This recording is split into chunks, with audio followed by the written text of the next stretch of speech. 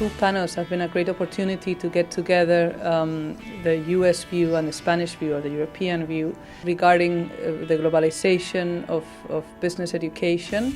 The conference was about the virtues of business schools in relationship to entrepreneurship, and we discussed among ourselves business schools, both sides of the Atlantic, business schools in Spain and business schools in the US. First of all, how I believe that business school training helps entrepreneurs, which is by giving you a very broad view of what a company is from A to Z, so that when you go by creating your own company, you know what you need to do. Fascinating discussion of the implications of the reality of globalization. And as it relates to us as business schools, but I think that then can be extrapolated to what does it mean for Spain. And I think what I heard was we are on this journey to become truly global. I'm very pleased that we were able to announce this morning a new relationship and a new initiative between IE in Madrid and Brown University in Providence, Rhode Island, to enter into collaboration in executive education for management. We see this as a moment in which management education and training is being rethought on the global stage.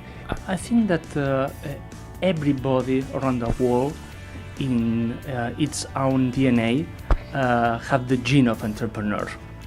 But to activate this gene of the entrepreneurship is necessary some kind of external inputs. It may be economic recession, it may be because you have been laid off, it may be because your family were entrepreneurs, or it may be, like in my case, because I like to explore new businesses. I like to fund with new kind of applications.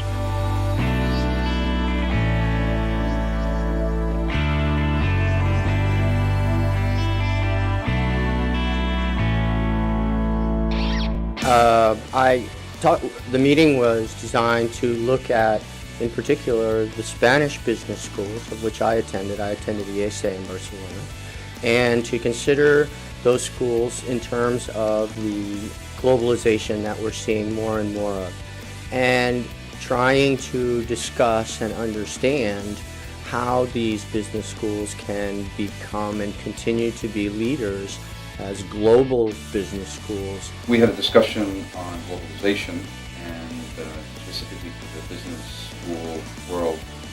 And my view was twofold. One, globalization is not something that happens overnight. And unfortunately, in my opinion, too many business schools are trying to become global by just adding foreign students, adding faculty members that have passports different than their country of origin, and think that they're becoming global. My main conclusion is that being an entrepreneur is the best thing you can do if you are in the private business. It's thrilling, it's exhilarating, and it's really what can give you the best rewards, not only career-wise but also financially. And I always say the same three advices for entrepreneurs that business schools might have to the state of the current global economy and what we're going to do to work our way out of it. On the global question, it was a marvelous opportunity for each of us as an institution to talk about our historic commitments to globalization and our projected challenges going forward. And what's clear is an institution like Babson, which has a long history with a large international student population, significant experiences with students overseas, 50 memorandum of understanding with academic institutions around the world. Today, I spoke about the importance of an executive education, of a business school education in the broadest perspective.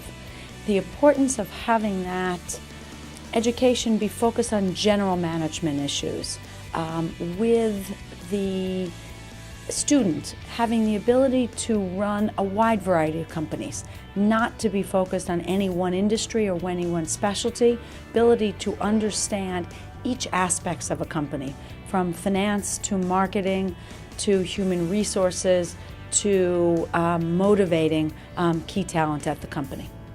We had the participation of both the deans of business schools of leading US and Spanish centers, and we debated about a number of issues which include what are the current trends, whether business education is becoming truly global, what are the main challenges for the future, So we agreed on the importance of creating alliances between the business schools in Europe and the business schools here in the US. Here comes an example where failure became a national success about 2 centuries later.